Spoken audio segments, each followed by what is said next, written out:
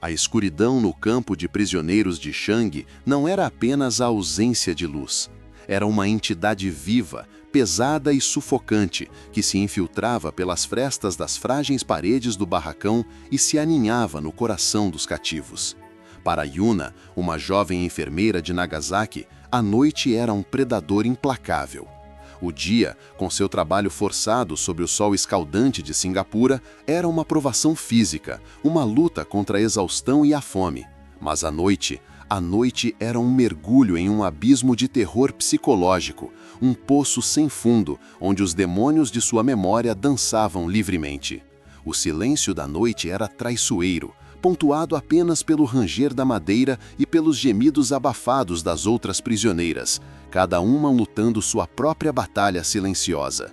Yuna sentia o peso da história em seus ombros, a culpa de ter sobrevivido ao inferno de sua cidade natal apenas para ser jogada em outro.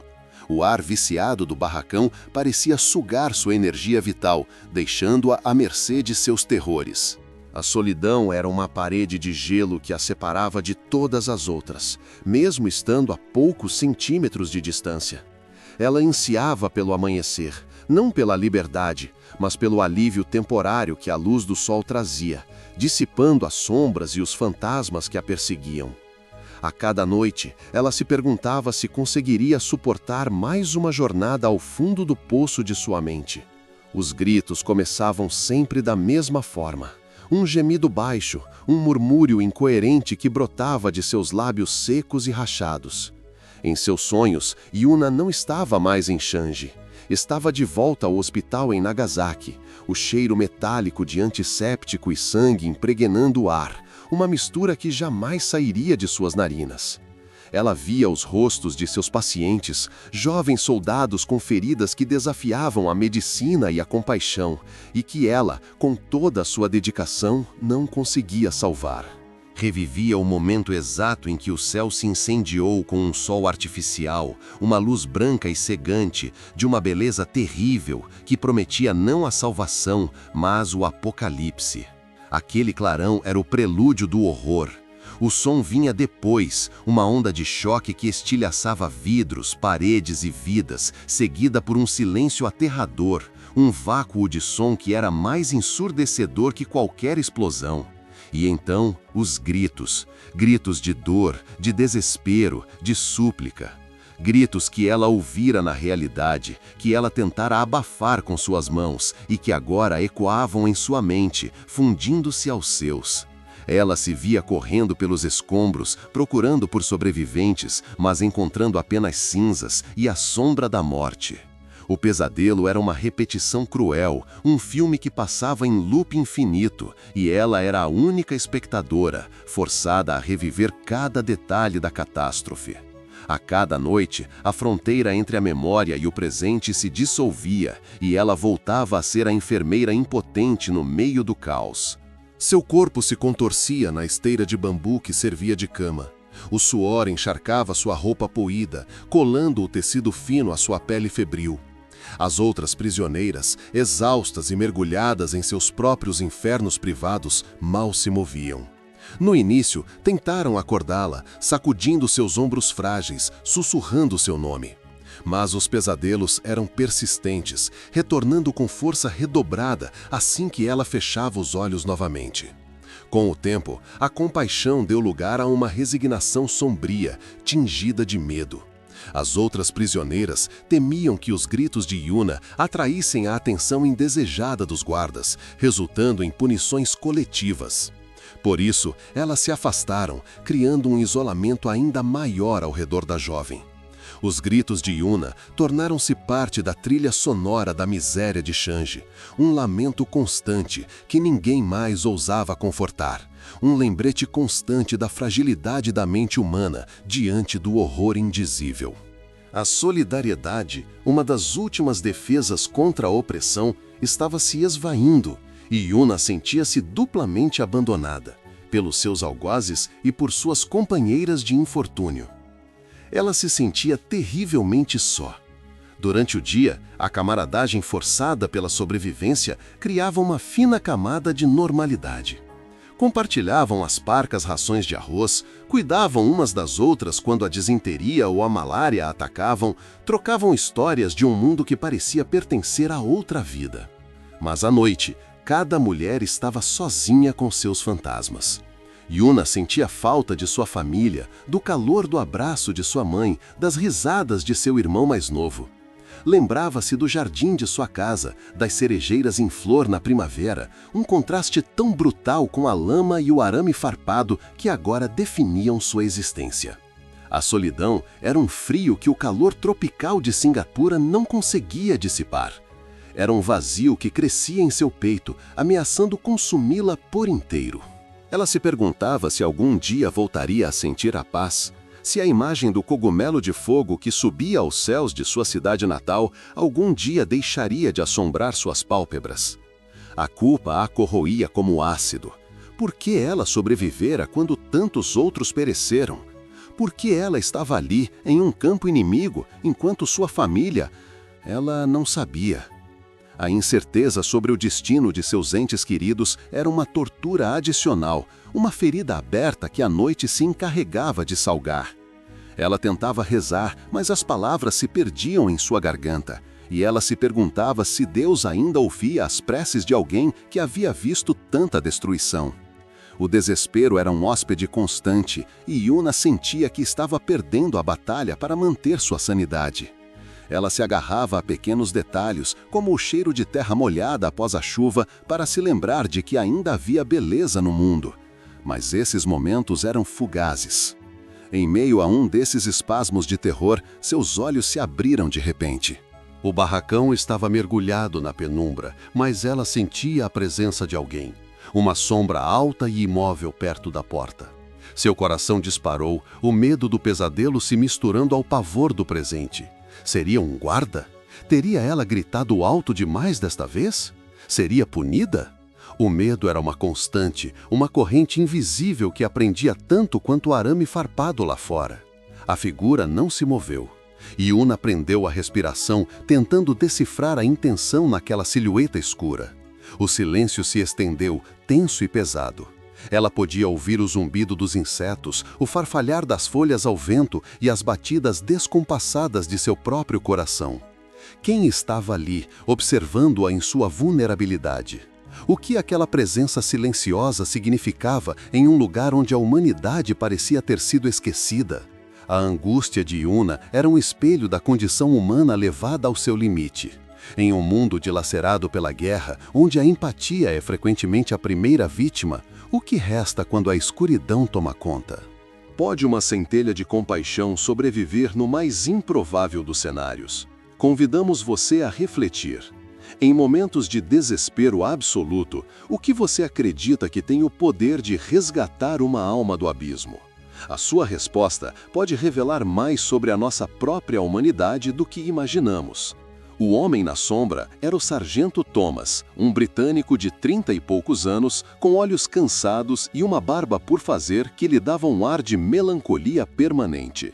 Ele não era um carrasco, mas também não era um santo. Era apenas um homem, um soldado, que se via preso na engrenagem brutal da guerra, encarregado de vigiar prisioneiros em um campo onde a linha entre o dever e a desumanidade se tornava cada vez mais tênue a cada dia. Ele detestava o turno da noite. Detestava o silêncio opressor que era quebrado apenas pelos sons da miséria humana.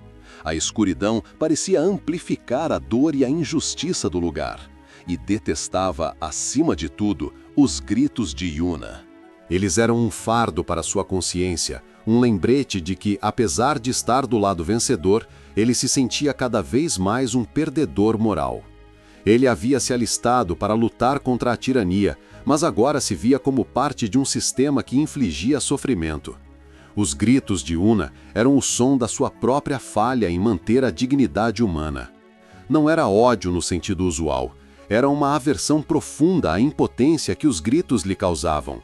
Eles eram um lembrete constante de que, apesar de seu uniforme e de sua arma, ele não podia proteger ninguém, nem mesmo a si mesmo, da feiura daquele lugar. Ele já tinha visto a guerra de perto, nas trincheiras da Europa e nas selvas da Ásia. Estava acostumado ao som da morte e da dor física, Mas os gritos de Yuna eram diferentes. Eram o som da alma se partindo, um lamento que vinha de um lugar que nenhuma bala ou bomba poderia alcançar. Não eram gritos de dor física, mas de um terror existencial que ele reconhecia, pois ele próprio sentia a sombra desse terror em seus momentos de solidão. Ele se lembrava de um companheiro que havia sucumbido ao choque de trincheira, e os gritos de Yuna tinham a mesma ressonância de um espírito quebrado. Ele sabia que, se não fizesse algo, ela se perderia para sempre, e com ela, uma parte da sua própria esperança de redenção. Naquela noite em particular, o grito foi mais agudo, mais desesperado do que o habitual. Não era apenas um pesadelo, parecia um grito de morte. Thomas estava na guarita, a poucos metros do barracão das mulheres, e o som o atingiu como um choque elétrico. Ele hesitou por um momento. A regra era clara: manter a ordem, não intervir em assuntos internos dos prisioneiros, a menos que houvesse uma ameaça à segurança. Mas a voz dentro dele, uma voz que ele pensava ter silenciado há muito tempo, gritou mais alto que a regra. Era a voz da decência, da humanidade que ele se esforçava para não perder. Ele pensou em sua irmã mais nova, uma enfermeira em Londres, e na fragilidade da vida. Aquele ato seria um pequeno protesto silencioso contra a máquina de guerra que tentava transformar todos em monstros. Ele não podia mudar o mundo, mas podia, talvez, mudar o destino de uma única alma. A decisão foi instantânea, um lampejo de coragem moral que superou o medo da corte marcial. Ele desceu da guarita, a lanterna na mão, e caminhou em direção ao barracão. A figura que Yuna vira era ele, parado na porta observando a cena. Ele viu Yuna contorcendo-se, o rosto pálido e banhado em suor, os olhos arregalados de terror. Viu as outras mulheres, imóveis, tentando ignorar o drama que se desenrolava. E sentiu uma pontada de algo que não sentia há meses: compaixão. Não a piedade condescendente do vencedor, mas a empatia crua de um ser humano para outro. Thomas deu um passo para dentro. O chão de terra batida rangeu sob suas botas. O som, embora baixo, ecoou no silêncio, fazendo com que Yuna se encolhesse ainda mais. Ela esperava a violência, o grito de repreensão, o golpe de cacetete que viria para silenciá-la. Ela fechou os olhos, preparando-se para a dor. Mas o que veio não foi dor. Foi um som suave, quase inaudível. Thomas havia se ajoelhado a uma distância respeitosa, a lanterna apontada para o chão. Ele não falou.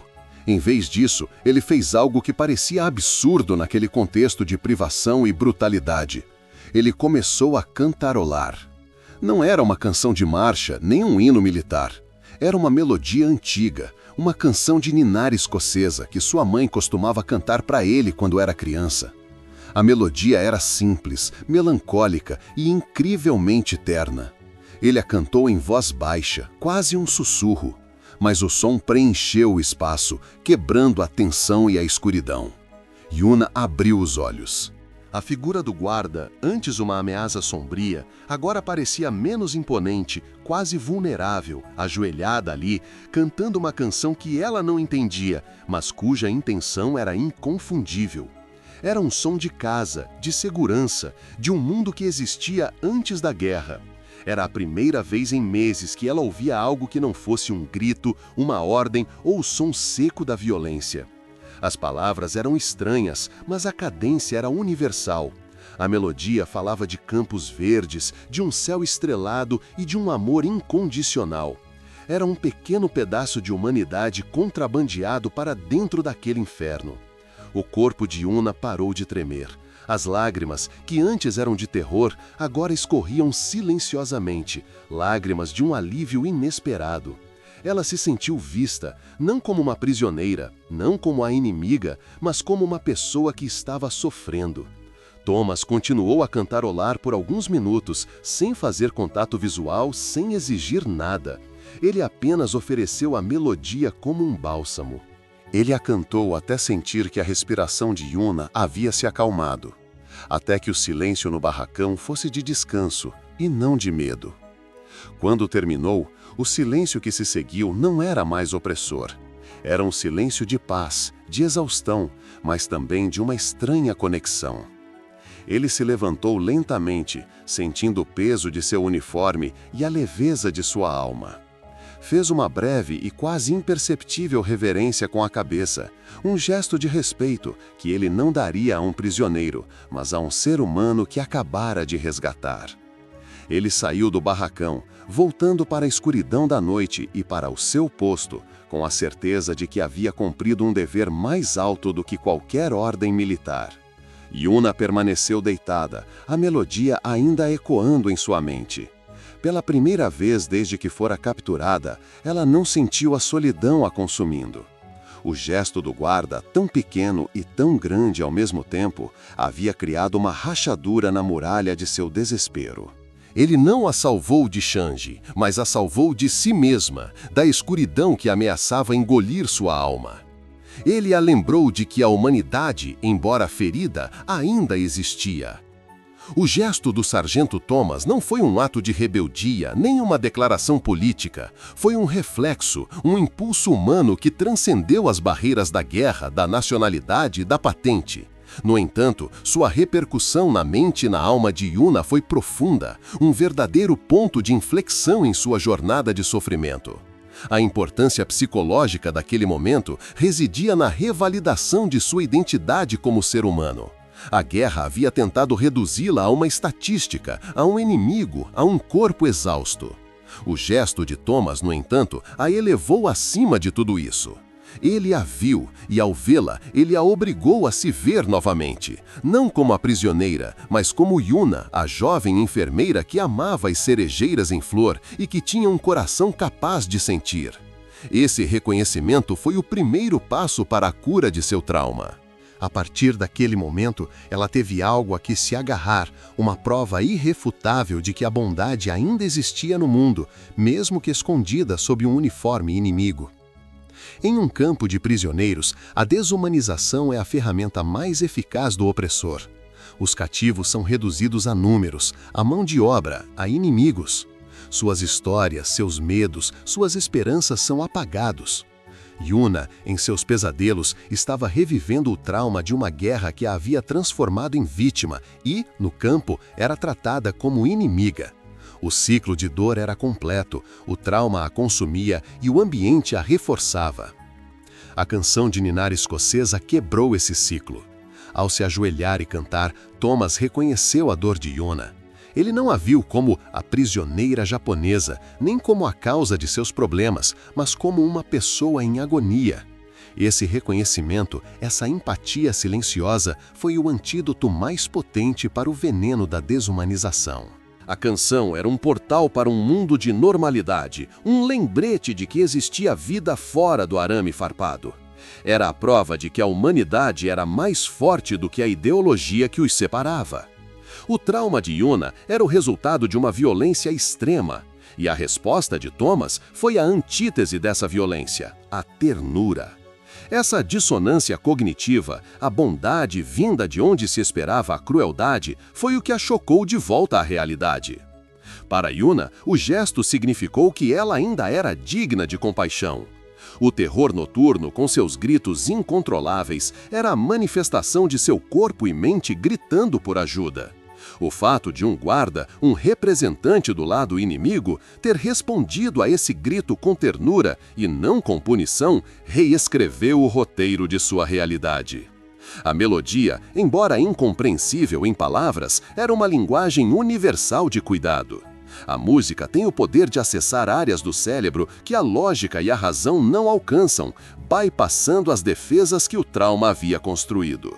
Naquele momento, a canção de ninar funcionou como uma âncora, puxando Yuna de volta do abismo de seu pesadelo para a realidade, mas uma realidade que agora continha uma centelha de esperança.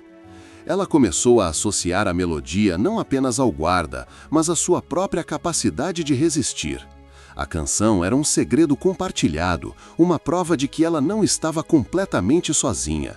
Era um lembrete de que, mesmo em um campo de prisioneiros, a beleza e a bondade podiam se manifestar de forma inesperada.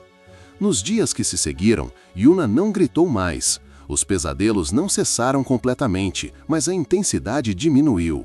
Quando eles vinham, ela se agarrava à lembrança da melodia. Ela a reconstruía em sua mente, nota por nota, e a usava como um escudo contra o terror. A canção de ninar tornou-se seu segredo, seu talismã. O impacto se estendeu além de suas noites. Durante o dia, ela encontrou uma nova força. O trabalho forçado parecia menos opressor. Ela começou a observar Thomas de longe, nas raras vezes em que ele passava perto do barracão. Ele nunca olhava diretamente, mantendo a postura rígida e profissional de um guarda. Mas Yuna sabia. Havia uma conexão invisível entre eles, um pacto silencioso de humanidade que havia sido forjado na escuridão. Essa nova perspectiva a ajudou a cuidar melhor de si mesma e das outras. Ela, que antes estava à beira do colapso, tornou-se um pilar de força para as companheiras. Sua experiência a ensinou que mesmo nos lugares mais sombrios, a bondade pode florescer. Ela começou a compartilhar suas parcas rações com mais generosidade, ao oferecer palavras de conforto com mais convicção. O gesto de Thomas não salvou apenas Yuna, ele injetou uma dose de humanidade em todo o barracão. O sargento Thomas, por sua vez, também foi afetado. Ele nunca mais cantou para Yuna, nem para ninguém. O risco era muito grande e o momento único. Mas ele começou a prestar mais atenção. Ele notou a melhora no estado de Yuna, a ausência dos gritos, e isso o confortou de uma maneira que nenhuma medalha ou promoção poderia. Ele havia feito a coisa certa, não por dever, mas por princípio. Aquele ato de desobediência silenciosa, de quebrar a regra da indiferença, havia reafirmado sua própria humanidade. Ele se sentia menos um soldado e mais um homem. Aquele breve momento de vulnerabilidade compartilhada o havia curado de uma forma que ele não sabia que precisava. Ele havia resgatado Yuna, mas, de certa forma, Yuna o havia resgatado também. A história de Yuna e Thomas é um testemunho do poder da empatia. Em um mundo que tenta nos convencer de que somos definidos por nossas diferenças e conflitos, o gesto de Thomas provou o contrário. Ele demonstrou que a ponte mais forte entre dois seres humanos é a capacidade de reconhecer a dor um do outro, independentemente de quem somos ou de que lado estamos. A cura de Yuna começou não com um remédio, mas com uma canção. A guerra, com sua lógica implacável de destruição e divisão, tenta nos convencer de que a única forma de sobrevivência é a dureza, a indiferença e a negação da humanidade do outro. O campo de prisioneiros de Shang, como tantos outros palcos de conflito, era um laboratório dessa filosofia sombria. No entanto, a história de Yuna e do sargento Thomas é um poderoso contra-argumento, uma prova de que a resistência mais radical à desumanização reside na capacidade de um indivíduo de estender a mão, mesmo que simbolicamente, através do abismo. O impacto do gesto de Thomas não se limitou à recuperação psicológica de Yuna. Ele ecoou sutilmente no tratamento dos prisioneiros. Embora não tenha havido uma mudança imediata e dramática nas políticas do campo, a atitude de um único guarda, que ousou ser humano, plantou uma semente. Outros guardas, ao notarem a ausência dos gritos noturnos e a melhora no moral do barracão, começaram a questionar a rigidez de suas próprias condutas. A compaixão, como a crueldade, é contagiosa. O simples fato de que um prisioneiro pudesse ser tratado com um mínimo de decência, sem que o guarda fosse punido, abriu uma pequena fresta de esperança. A partir daquele dia, pequenos atos de tolerância e menos rigor nas regras começaram a surgir, como ervas daninhas em um solo árido. O gesto de Thomas foi um catalisador para uma mudança de clima, provando que a humanidade não havia sido completamente erradicada. A lição mais profunda dessa história reside na responsabilidade individual em face de um sistema opressor.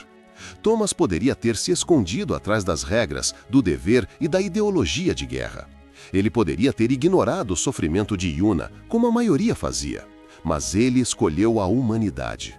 Ele escolheu a vulnerabilidade de um ato de bondade em um ambiente que a proibia.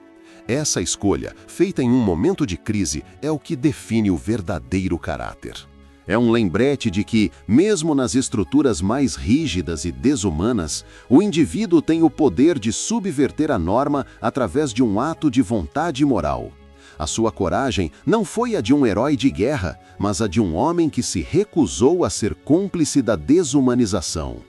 A história de Yuna e Thomas nos ensina que a verdadeira coragem não está apenas em enfrentar o inimigo no campo de batalha, mas em reconhecer a humanidade no inimigo.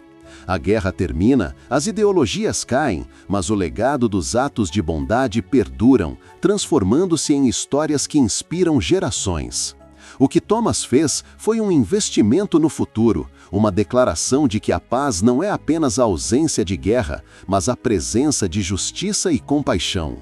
O gesto dele foi um ato de resistência contra o esquecimento da dignidade humana. Lições para a humanidade. 1. A supremacia da empatia. A empatia é a linguagem universal que transcende todas as barreiras. Ela é a ferramenta mais eficaz para desarmar o ódio e a indiferença.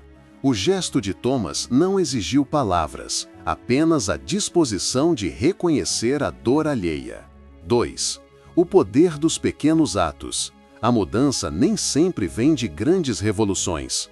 Muitas vezes, ela se manifesta em pequenos atos de bondade que, somados, reescrevem a narrativa de um lugar ou de uma vida. Um sussurro de canção de ninar pode ser mais poderoso que um grito de guerra. 3. A preservação da dignidade. O maior dano da guerra e da opressão é a perda da dignidade. O ato de Thomas restaurou a dignidade de Yuna, lembrando-a de que seu sofrimento era válido e que ela era digna de ser cuidada. 4. A responsabilidade de escolher. Em qualquer situação, por mais extrema que seja, sempre temos a escolha de como responder.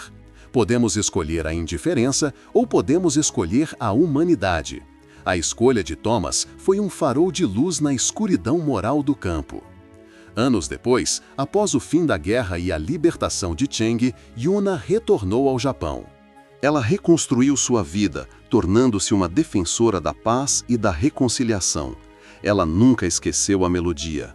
Ela a cantava para seus próprios filhos, uma canção de ninar escocesa que se tornou um hino de resiliência e esperança em sua família. Um lembrete constante de que a bondade pode vir dos lugares mais inesperados. Ela nunca soube o nome completo do guarda, nem o que aconteceu com ele. Mas o legado de seu gesto estava vivo, não apenas em sua memória, mas na forma como ela tratava o mundo.